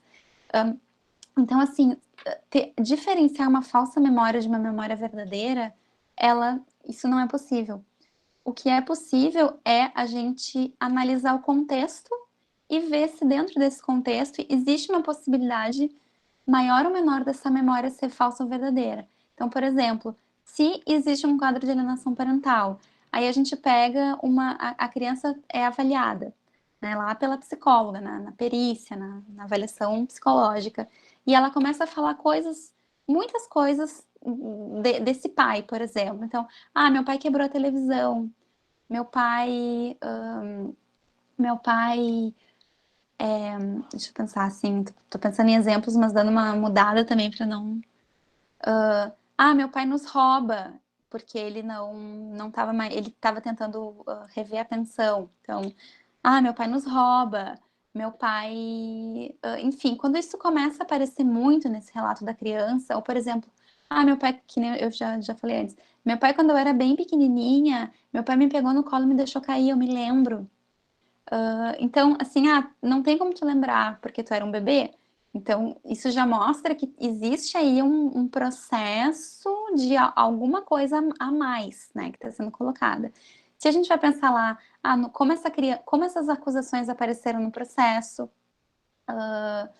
enfim, vendo o contexto, né, como advogados é bem desafiador, né, mas a gente tem que ver, por exemplo, assim, uma mãe que começa a suspeitar que há começa a suspeitar do pai, do seu filho, e começa a tomar cuidados do tipo, começa a dormir no mesmo quarto com o filho, por um ano, aí vai num, num urologista porque acha que o pai estava ficando excitado, segurando o filho, e aí quer conversar com o urologista para ver se isso é normal. Que vai no conselho tutelar se informar de como, né, como que ela poderia eventualmente fazer uma denúncia. Bom, tu vê que existiram vários passos anteriores a surgir essa denúncia, que faz com que, muito provavelmente, essa mãe tenha razões reais, verdadeiras e sérias para estar fazendo essa denúncia. Mas um outro exemplo, né? Agora um exemplo totalmente oposto.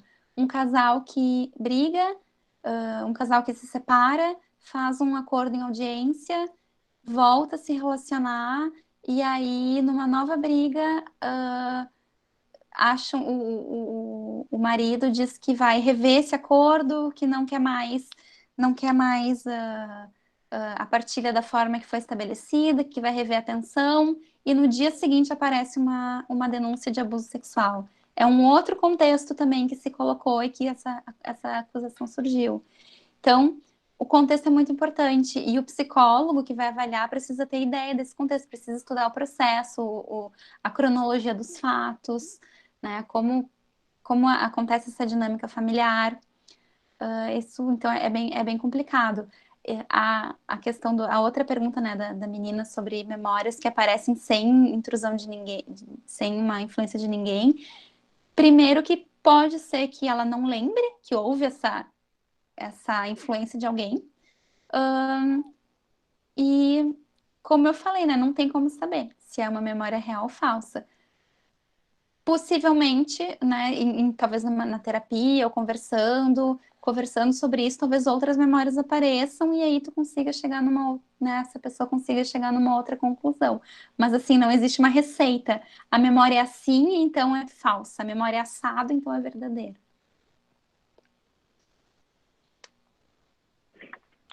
Ótimo, Vitória. Eu estava passando os olhos aqui por outras perguntas e, na verdade, giram muito em torno dessa questão, né, das falsas, né, memórias e dos possíveis erros, né, que podem ser cometidos num processo.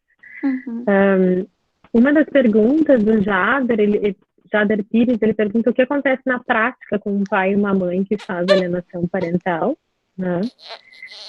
E a Lilian Oliveira, ela trouxe um caso interessante também, que ela disse que passou por um caso agora na quarentena, que um dos pais exigiu que outro não tivesse acesso ao filho pelo fato de trazer risco de contaminação, numa situação de guarda compartilhada.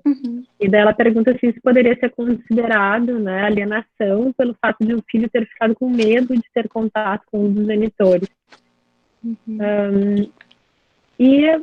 Bom, acho que as outras são um pouco redundantes, assim, que eu trabalhasse bastante os exemplos, né?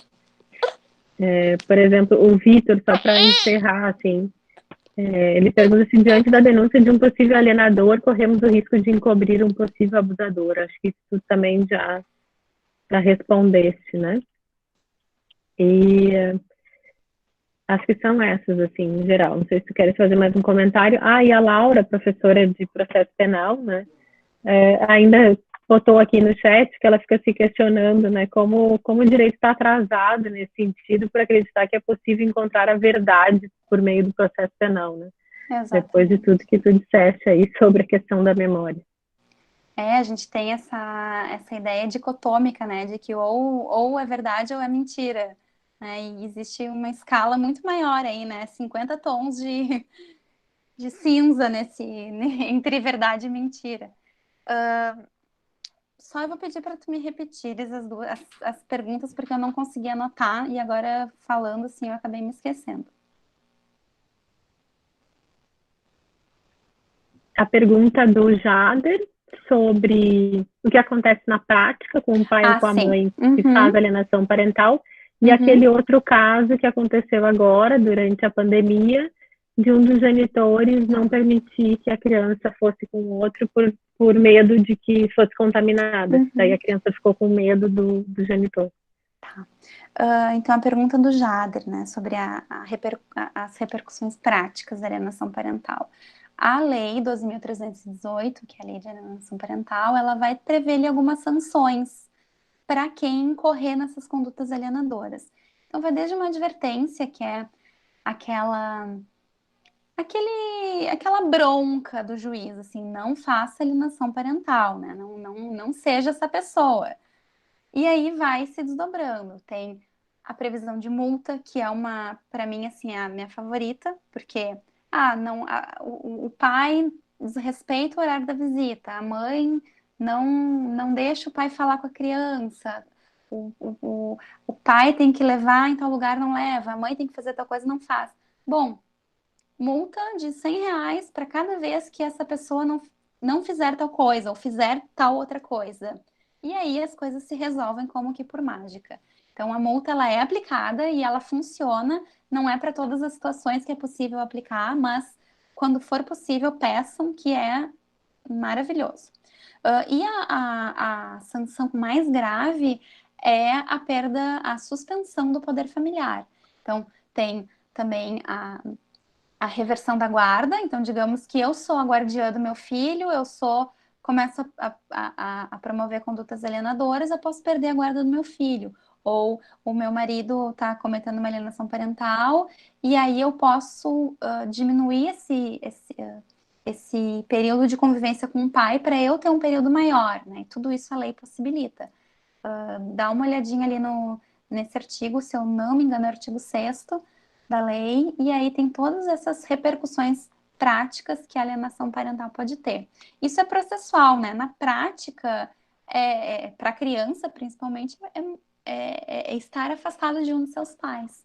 E culturalmente, isso vem de alguma forma, a meu ver, né? Desde quando o Código Civil mudou para se trazer a guarda compartilhada como regra, essa, para mim, é uma das formas de também se tentar colocar na lei que, assim, é importante a criança estar com pai e mãe, e vocês vão ter que, de alguma forma, aprender a conversar, dialogar e atender as necessidades dessa criança juntos.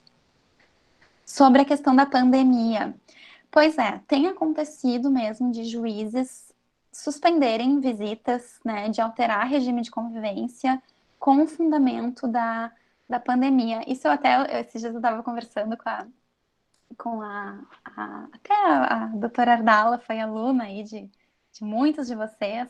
Estava conversando com ela falou, ela é professora também de uma outra universidade, minha sócia, e ela comentou assim, olha, parece que só pais que transmitem Covid-19, né? Porque os juízes cancelando visita, alterando o regime com esse fundamento da pandemia. A meu ver, não configuraria uma alienação parental, porque a gente está vivendo uma situação atípica. Enfim, teria que ver dentro do contexto, né? Se daqui a pouco esse pai ou essa mãe se aproveita dessa situação para gerar medo na criança e fazer com que essa criança não queira ir com o pai ou com a mãe, porque julga que esse pai ou mãe representa um ambiente perigoso, de risco, de contaminação, nesse caso, acho que sim. Mas eu acho que muitas pessoas estão realmente muito atrapalhadas com muitos medos e super compreensível, porque a gente está passando por um momento totalmente, né, sem precedentes, e os juízes também estão tendo que se adaptar a isso. Agora, suspender visita, né, diminuir convivência familiar com base na pandemia, eu também acho que é um pouco, talvez seja demais, talvez a gente precise achar um meio termo aí, né, para resguardar todos, mas também resguardar essa convivência. Espero ter respondido. Acho que sim, respondeste super bem. Eu só vou passar um último comentário aqui da professora Ariane, que a gente no início tinha comentado, né, de um caso que está sendo trabalhado na turma dela, de prática, e ela disse que abordou isso com os alunos, né, ela ouviu a mãe, que relata a alienação praticada pela avó, mas ela questionou os alunos, se nós tivéssemos ouvido a avó, qual seria a história, né, para pensar um pouco isso sobre a verdade. Por isso a importância de buscar uma avaliação da família com um profissional capacitado, né? Então, não é tanto uma pergunta, mas mais uma concordância contigo. E também a gente teve um pedido de uma participante aqui para que tu dissesse qual é o documentário. De repente, não sei se tu consegue colar o link do documentário ali no chat, o link do YouTube que estava na tua apresentação. Consigo, já vou pegar aqui. Porque o pessoal ficou bem curioso, vários perguntaram, na verdade. Opa, eu inclusive abri aqui sem querer. O documentário se chama A Morte Inventada. É um documentário já um pouco mais antigo, ele é de 2009, se eu não me engano. E ele traz famílias, né? Relatos de famílias. Agora eu abri aqui e me perdi de vocês. Encontrei. Relatos de famílias que passaram por essa situação. Existem várias críticas a esse documentário, tá? Por exemplo, o fato de das pessoas que são acusadas de serem os alienadores não terem sido entrevistadas. Então, existem críticas também que são pertinentes. Mas, de qualquer forma, é um documentário super interessante, traz histórias bem pesadas, né? De episódios de alienação parental e como isso acabou se desdobrando ao longo do tempo. Então, eu vou colar aqui no chat o documentário completo, tá ali. Vocês podem acessar. Eu acho também, Vitória, não sei se tu conheces, tem um material que, não sei se foi produzido pelo Tribunal de Justiça aqui do Rio Grande do Sul ou se foi pelo CNJ. Eu acho que nos cursos de formação de mediação judicial eles mostram muito quando é a formação de mediação familiar, que é justamente sobre alienação parental. É bem curtinho, assim, são 2 ou 3 casos, né, que tratam sobre isso. Eu vou procurar para ver se eu encontro para compartilhar com os alunos. Tá, eu até vou querer, porque eu não estou lembrada desse material. O pessoal está dizendo aqui que está indisponível. Talvez esse link esteja já desatualizado, mas procurem, o nome do documentário é A Morte Inventada. Eu vou escrever aqui. E talvez eles tenham tirado, porque, enfim, talvez não seja também adequado compartilhar inteiro, assim, mas em algum lugar vai ter. A Lia já achou aqui. A nossa aluna já achou pelo nome e já localizou um link ali no YouTube. Então, ele ainda está disponível em algum lugar na rede. Mas, Vitória, para encerrar, assim, acho que tu já respondeste uma série de perguntas, né? Já estamos aqui quase há 2 horas conversando. Eu tenho uma curiosidade, né? Esse não é muito o meu campo de atuação, mas quando surgiu esse tema, e já deve ter mais de uma década, assim, para nós do direito, né? Se chamava esses depoimentos, né? Que as crianças, aos quais as crianças eram submetidas em processos judiciais, eles eram chamados de depoimentos sem dano, né? E em determinado momento se parou de usar essa expressão e começou a se usar a expressão que tu usa agora, que é depoimento especial, né?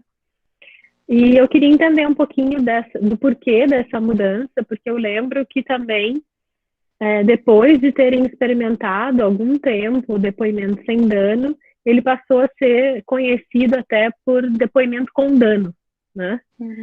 Demonstrando um pouco, talvez, a fragilidade do sistema de justiça de dar conta de realmente fornecer um ambiente seguro para que crianças pudessem falar sem ser sugestionadas, enfim.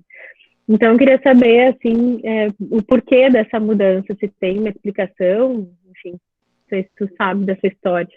Olha, assim, sempre houve essa crítica justamente a essa nomenclatura depoimento sem dano, porque o simples fato da criança ser colocada nessa situação de ter que relatar e relembrar, né, trazer esse relato de um evento difícil, traumático, né, pesado, que aconteceu com ela, isso já seria colocar, o dano já está ali, já é inerente, né, a essa situação. Então, a crítica sempre foi muito nesse sentido, né, então hoje em dia se coloca como depoimento especial, porque ele é um depoimento que acontece nesses padrões diferenciados. Até eu ia, me surgiu uma coisa para falar e agora me escapou, mas daqui a pouco eu vou lembrar de volta. Mas basicamente é isso, né? O depoimento especial, ele tem essa intenção de preservar também essa... lembrei o que eu ia falar. Assim, de tentar revitimizar o menos possível essa criança, porque ela já foi vítima desse evento uma vez e ela não precisa ser de novo nesse momento. O que eu ia dizer é que existem teóricos, principalmente quem trabalha com essa parte do funcionamento da memória, que defende que a criança ela não deveria ser ouvida novamente, né, em juízo. E não só a criança, né, todo mundo. Que o ideal seria, como acontece em outros países, por exemplo, se eu não me engano, na Inglaterra, haver uma entrevista investigativa muito bem feita na polícia, lá no início, filmada. Claro que isso aqui eu estou falando com base no funcionamento da memória. A gente tem toda a questão dos sistemas de garantias e do contraditório, etc, etc. Mas existem pessoas e com fundamentos científicos que defendem que esse depoimento aconteça lá no início, lá na polícia, logo depois do fato ter ocorrido, quando a memória ainda está bem fresca, quando ainda não houve uma interferência da mídia com notícias, quando ainda não houve conversas entre testemunhas, quando o tempo ainda não passou o suficiente para gerar um prejuízo dessa memória. Então, acontecer esse depoimento lá no início e não mais. Ser filmado, ser gravado, para isso poder também se ver qual foi a qualidade desse testemunho, da obtenção dessa prova testemunhal, mas acontecer só em um momento, porque também a repetição das entrevistas também é um fator que pode prejudicar a memória. Ao contrário do que a gente possa pensar, né? Quanto mais vezes tu fala, melhor, mas não, na verdade, quanto menos, é melhor ter menos vezes, mas bem feito. Essa é uma excelente observação, sobretudo para os professores de penal e processo penal que estão aqui, né? Porque é muito comum, depois, se a pessoa é ouvida mais de uma vez, se dizer que os depoimentos são contraditórios, né? E muitas vezes é muito em função disso, em função da memória, que a pessoa vai criando mais elementos, enfim, vai como se fosse agregando, né? Detalhes daquela história para que a história fique mais coerente, e não necessariamente isso tem uma intenção, né, de mentir sobre o que aconteceu, né? Mas é algo muito mais natural, como tu explicavas, né? Essa questão de agregar elementos. Eu gostei muito da pesquisa do passeio de balão. Fiquei interessada em ler, inclusive. Eu mando, compartilho contigo depois, é muito legal. Tem essa e inúmeras outras, assim, maravilhosas. Muito bom, muito bom. Acho que os advogados criminalistas têm bastante também a aprender com isso, né? Até para tese de defesa aí, né, Laura? Bom, deixa eu ver se chegou mais alguma coisa. Eu acho que a gente já pode encerrar por aqui. Professora Rafaela. Sim? Eu só gostaria de fazer uma pergunta. Eu não vou conseguir me expressar pelo chat, eu gostaria de fazê-la assim, pelo microfone. Pode Eu fazer, gostaria, Flávia. eu gostaria de saber qual o benefício e qual o malefício que traz essa falsa memória, que a gente sabe que o advogado, ele é um escravo de tempo, de prazos, tempo. E, às vezes, para poder se extrair uma boa testemunha daquela pessoa que teve uma memória falsa, pelo processo, pelo prazo, que às vezes é muito pouco, traz um grande prejuízo para o processo. E a gente sabe que esses prazos é totalmente diferente da psicologia. A psicologia, para tratar um paciente, leva, às vezes, anos para poder alcançar uma determinada... para a pessoa começar a se abrir. Isso, se tiver um advogado hábil nessa situação, dá para tirar uma boa vantagem.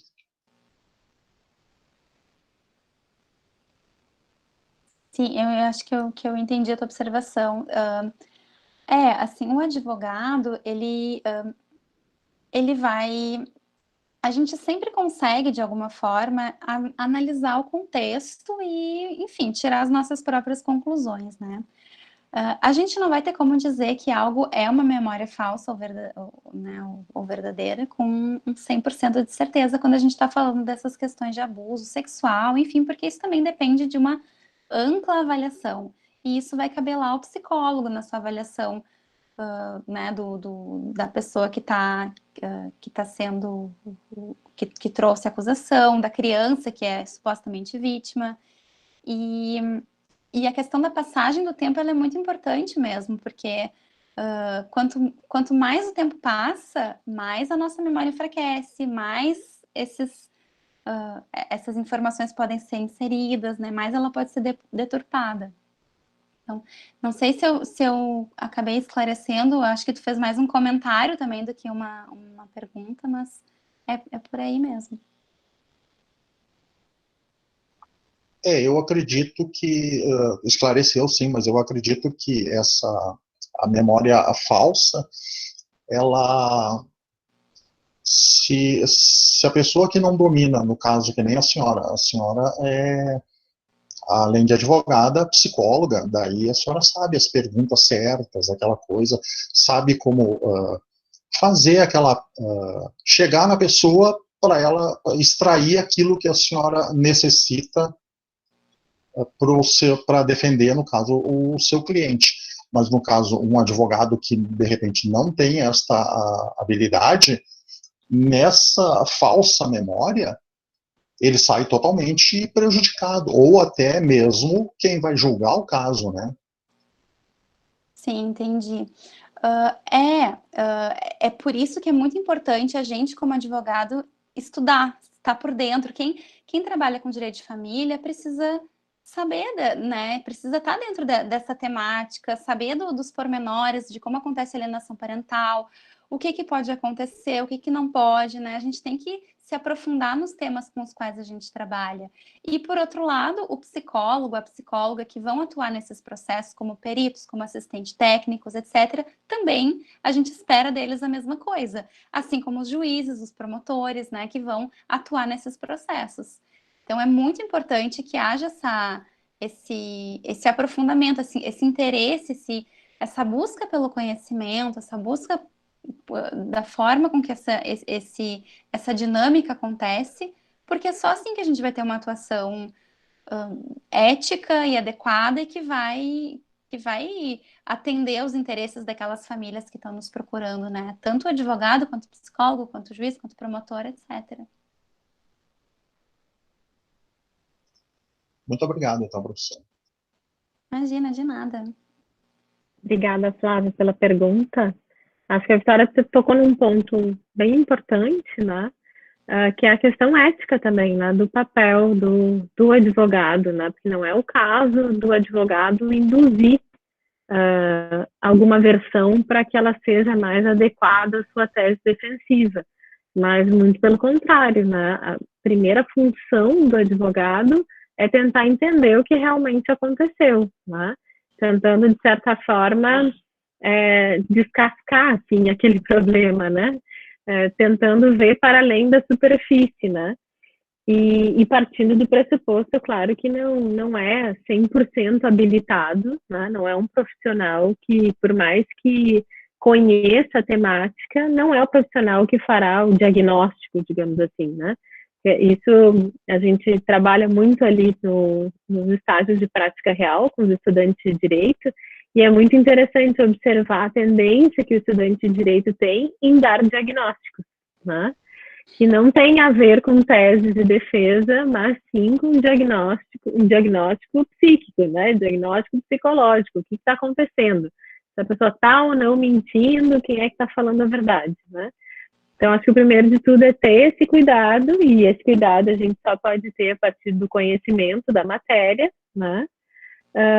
E esse cuidado, ele passa também pela forma como a gente vai fazer as perguntas, né? Também não usar perguntas que sugestionem o cliente, porque isso pode desencadear esse processo todo de falsas memórias, né? Mas acho que foi excelente a tua contribuição, Vitória, para todos os estudantes que estiveram aqui esse tempo todo conosco, tanto da área de família, de direito civil ou de direito penal. Foi muito bom te ouvir. Te agradeço de novo por ter aceito o convite. E acho que agora sim a gente pode encerrar, contemplando todas as perguntas. Seguimos aqui com 126 pessoas nos acompanhando, né? Mas podemos já programar uma próxima live, então, para tu aprofundares algumas temáticas aí desse tema tão bacana. Eu que agradeço o convite, assim, deixo aqui meu contato, né, para quem quiser esclarecer alguma outra dúvida, me pedir material, enfim, fiquem bem à vontade e é isso, fico bem à disposição de vocês e foi um super prazer participar aqui dessa live. Obrigada, Vitória. Os alunos continuam te aplaudindo e agradecendo aqui pela tua super palestra. Muito obrigada. Então, gente, mais agradecimentos. Gente, então a gente fica por aqui. Lembrando que a gravação vai ficar disponível no YouTube, lá na página da psicologia. O link já foi colocado aqui no chat. E também, para quem tem interesse em certificação, é só se inscrever lá por aquele formulário que a gente mandou e também que está divulgado nos folders, que ao final do nosso ciclo nós vamos providenciar toda essa documentação. A Camila, eu vejo que voltou aí a estar conosco. Voltei no finalzinho, Camila. Pelo visto, rendeu uma discussão excelente, né? Peço desculpas por ter feito essa vida dupla de palestras aí hoje, mas é que realmente se fez inviável pelas agendas, mas eu sabia que a Rafaela ia assumir a frente aí com todo o gás, e enfim, né? Com certeza foi proveitoso, muitos alunos eu vi aqui nossos da psicologia participando, né? E muito, muito interessante, Vitória, e colegas, quem sabe em outro momento a gente consegue oportunizar uma discussão presencial aí, trazer... Ó, o Nenê, é dela? Sim, é o Benício. Ai, Benício, meu Benício também. Curioso. Vamos deixar o Benício mamar, então. Obrigada, então, pessoal. Até semana que vem, então. Obrigada, gente. Obrigada pela presença. A gente volta, na verdade, no dia 22. Ainda não é semana que vem. Só registro aqui, por último, os parabéns que a professora Cláudia Bandeira mandou, professora da psicologia. Então, tivemos uma audiência bem variada aqui hoje. Obrigada, Vitória. Agora obrigada, a gente se deixa em paz com o baby. Já está aqui. Vamos fazer as pazes agora. Tchau, então, gente. Uma boa semana a todos. Obrigada para ti também, para todos. Se cuidem e até nosso Obrigado próximo de novo. encontro. Um abraço a todos. Tchau, Hilber. Tchau, Laura. Tchau. Boa noite. Boa noite. Boa noite a todos. Boa noite.